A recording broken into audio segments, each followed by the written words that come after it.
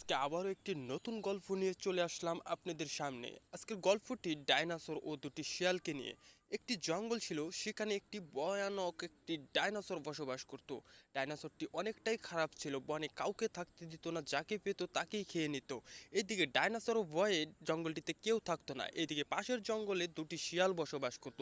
শিয়ালটি খুবই দেখতে সুন্দর আর খুব মিলেমিশে তারা বসবাস করত সেই জঙ্গলটিতে। এইদিকে শিয়াল দুটিও অনেক ভয়ে ভয়ে জঙ্গলটিতে দিন কাটাতে থাকে, কেননা কখন ডাইনোসর চলে আসে আর আমাদের খেয়ে ফেলে, এই জন্য ভয়ে ভয়ে দিন কাটাতে থাকে।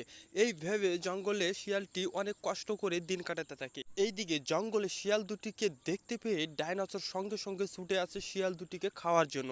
এইদিকে শিয়ালকে দেখে ডাইনোসরটি অনেকটাই ভয়ঙ্করভাবে চিৎকার করতে থাকে। হঠাৎ একটি শিয়ালকে ধরে ডাইনোসর সঙ্গে সঙ্গে খেয়ে নেয়, আর পাশে শিয়ালটা দেখে অনেকটা ভয় পায় আর সেখান থেকে চলে যায়, অন্য জঙ্গলে চলে আসে আর ভাবতে থাকে কিভাবে ওই জঙ্গলে আমি ফিরে যাব, ডাইনোসরের জন্য তো ফিরে যেতে পারতেছি না।